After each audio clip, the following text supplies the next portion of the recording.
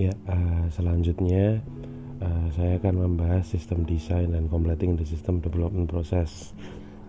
Saya Fernandinus Marsal Andira, NIM 182214024. Yang pertama ada sistem desain.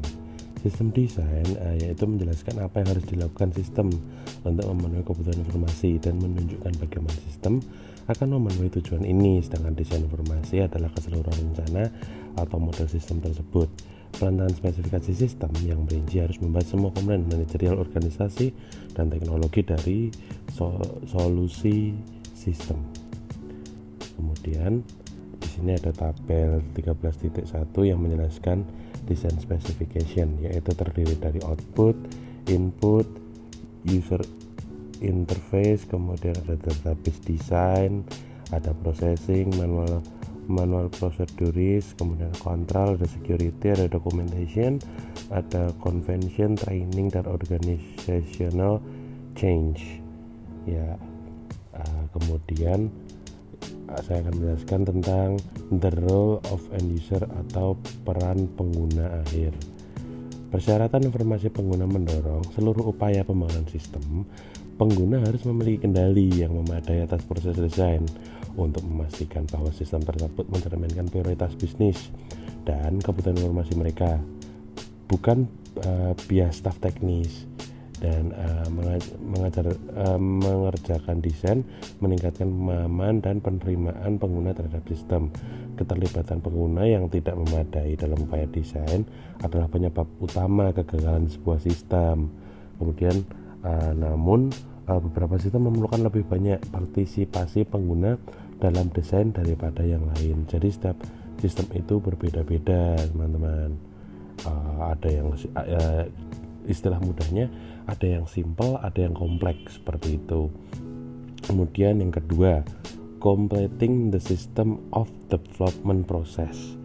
Completing the system development process yaitu langkah-langkah yang tersisa dalam proses pengembangan sistem, menerjemahkan spesifikasi solusi menjadi sistem informasi yang beroperasi penuh.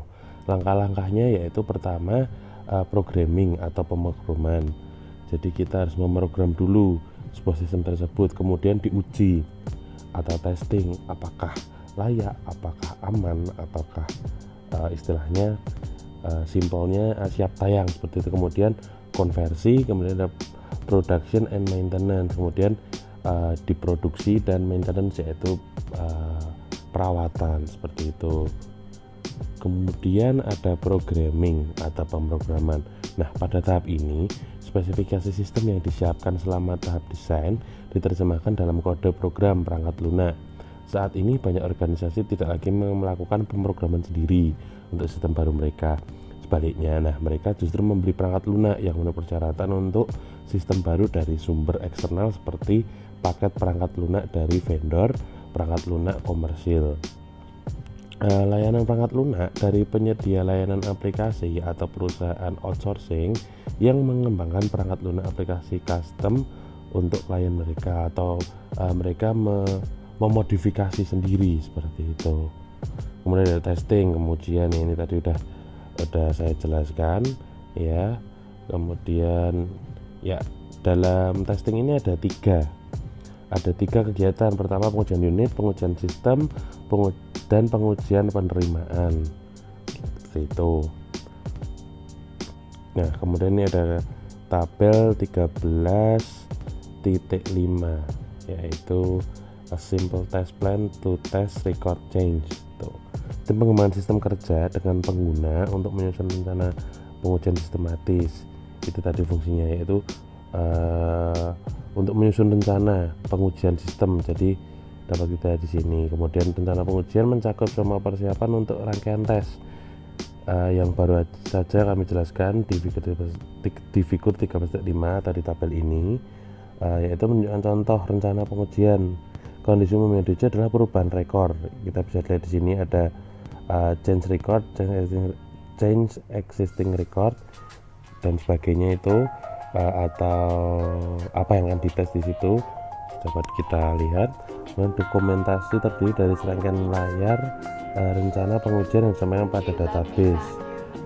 yang cocok untuk jenis aplikasi ini. Kemudian ada konversi tadi, ada proses perubahan dari sistem lama ke sistem baru. Strategi konversi utama dapat digunakan, yaitu yang pertama ada strategi paralel, strategi langsung, strategi studi percontohan, dan strategi pendekatan bertahap.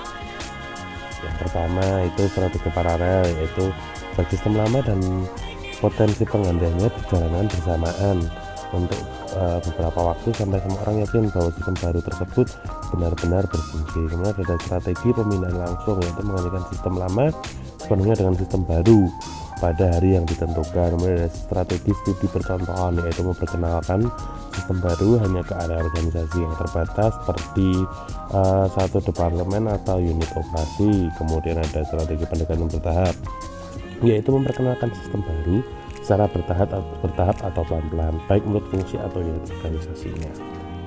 Kemudian ada production and maintenance, setelah sistem baru dipasang dan konversi selesai, sistem dikatakan dalam produksi. Selama tahap ini sistem akan ditinjau oleh pengguna dan pakar teknis, jadi itu tadi akan diawasi terus dalam produksi dan pemeliharaannya, seperti itu.